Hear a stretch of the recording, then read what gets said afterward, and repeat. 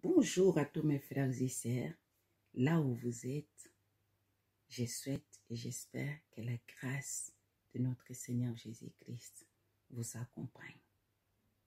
Je suis là pour pouvoir donner ma contribution concernant l'émission qui était faite par notre Papa Lumière. Mais avant cela, je voulais remercier le Seigneur pour ce programme réflexion qui vraiment nous aide à nous exprimer et à partager ce que le Seigneur dépose dans nos cœurs. Je veux aussi encourager mes frères et sœurs, voire même serviteurs de Dieu, ceux qui sont surtout des leaders, des brebis du Seigneur. Nous vivons des moments très difficiles, nous traversons, mais ce n'est pas étonnant pour nous parce que notre Dieu nous avait déjà avertis par sa parole. Ça ne peut pas être une occasion par laquelle toi et moi nous puissions abandonner, laisser ou arrêter notre course. En sachant, pour recevoir la couronne de vie, il faut que nous arrivions jusqu'à la fin. Voilà pourquoi la Bible nous dit, vaut mieux la fin de toutes choses que son commencement. Luc chapitre 17, verset 1, la Bible nous dit ceci. Jésus dit à ses disciples, il est impossible ou inévitable qu'il ait pour les hommes des scandales ou des occasions de chute, mais malheur à celui qui crée de telles occasions. J'espère que nous suivons. 1 Corinthiens chapitre 8, verset 9, la Bible nous dit ceci. Toutefois, faites bien attention à ce que votre liberté ne cause pas la chute de ceux qui sont mal affermis dans la foi. Pourquoi je dis cela? On peut dire que l'Église n'est pas touchée. Beaucoup vont dire que l'Église n'est pas touchée. Oh, l'Église ne peut pas être, je ne sais pas comment à cause de cette situation. Non, l'Église est touchée, mais l'Église n'est pas détruite et ne sera jamais détruite.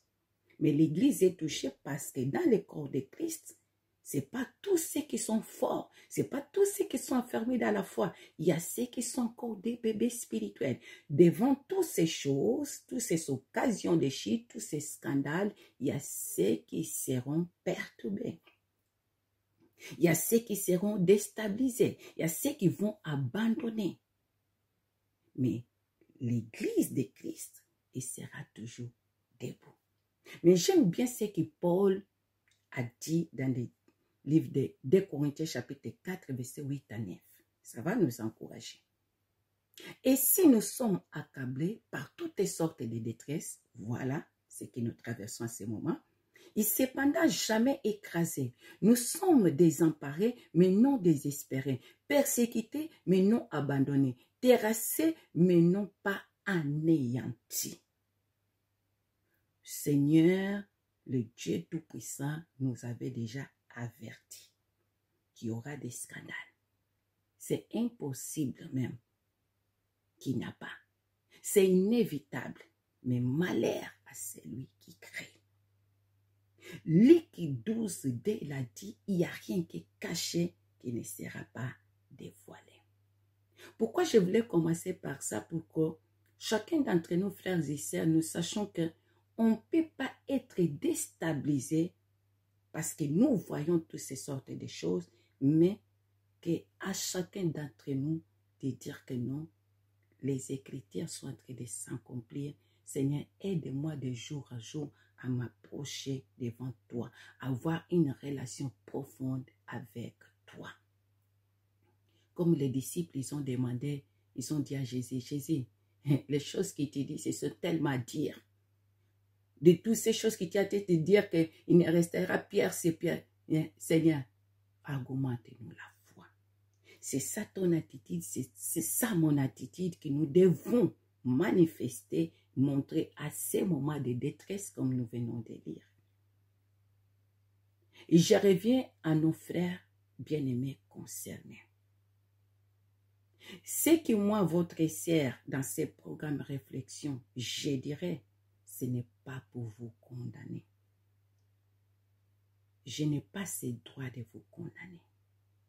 mais j'ai le droit de vous aider, de vous corriger, de vous aider à se relever dans ces moments que vous traversez. Je commence par ma sœur Zawadi Maman. J'aime bien ce que la Bible dit, et Proverbe chapitre 28, verset 13, il dit ceci: qui cache ses fautes ne prospérera pas. Qui les avoue et les délaisse obtient miséricorde. J'ai bien aimé parce que tu as avoué les mal que tu as fait. C'est tout à fait normal et c'est biblique. Mais par contre, en tant qu'une femme en plusieurs casquettes que tu as, la sagesse et la maturité, elle est très importante de la voir. Avant de faire de telles déclarations devant un public, surtout aux réseaux sociaux, ma sœur, la prochaine fois, demande des conseils et sois entouré de personnes qui vont vous aider comment vous pouvez agir devant telle ou telle situation. C'est très important. Mais dans un autre angle, surtout spirituel, en tout cas, je vous félicite pour le courage, l'audace. Tu acceptes la honte devant tout le monde entier, d'exprimer, de dire ce qui ne va pas. Je vous assure, c'est Dieu qui a permis cela. Moi, je suis convaincue, c'est Dieu qui a permis. Parce que moi, personnellement, je ne pense pas que je pourrais avoir cette force publiquement. Je pourrais parler peut-être à des personnes qui m'entourent, mais de telle façon que vous avez fait, en tout cas, je crois que c'est Dieu. Parce que quand Dieu décide de faire quelque chose, il va utiliser les moyens. Il donnera même la capacité et la force que la personne en question puisse la faire. Dieu t'aime, mais répands-toi totalement. J'aime bien ce passage que la Bible nous dit dans le livre de Jean 8, verset 11, d'une telle femme qui est trouvée en flagrant délit, mais malheureusement, ils ont présenté que la femme, mais où était l'homme? Mais j'aime bien les paroles de Jésus concernant cette femme. Il a dit, où sont ces personnes qui t'ont accusé? Personne t'a condamné. Elle a dit non. Jésus a dit aussi à cette femme, moi aussi je ne te condamne pas, mais va et ne pêche plus. Va et ne pêche plus. Ma sœur, Maman Zawad, ne refais plus. Je ne sais pas si c'est ta première fois. Je ne sais pas si Dieu aussi t'avertit déjà de plusieurs choses. Mais quelle que soit première ou plusieurs fois, tiens en compte que tu auras des conséquences ou tu as déjà des conséquences. Ce qui est mieux que je te conseille, accepte et assume les conséquences. Psaume 37, verset 5, la Bible dit quelque chose dans la tradition sémée, il dit ceci. C'est l'Éternel qui te faut remettre ta vie tout entière. Ayez confiance à lui, il agira. Remets toute ta vie entière à Dieu. Et fais-lui confiance, il agira. Dans d'autres traductions, dit, remets ton sort à l'Éternel, fais-lui confiance, il agira. Ma sœur, si tu mets vraiment toute ta vie entière, sans rien cacher, Dieu est capable de tourner une autre page dans ta vie. Qui suis-je pour ne pas te pardonner? Qui suis-je pour rester tout le temps à te pointer des doigts? Qui suis-je pour dire de telles et telles choses concernant toi, si Dieu même t'a pardonné? Nous tous, chacun d'entre nous, voire même moi, ta sœur, je peux tomber dans d'autres choses. Je peux commettre dans d'autres choses. Alors, ce que je peux te conseiller aujourd'hui, ne refais plus. Ne refais plus. De tout mon cœur, ne refais plus. J'ai beaucoup à dire, mais je m'arrête là. Je reviens à notre papa, frère, pasteur Mike Kalambay. Dieu t'aime beaucoup. Dieu t'aime beaucoup. Mais ce que Dieu veut, les conseils que moi, ta sœur, je te donne, j'espère que ces messages arrivent jusqu'à toi.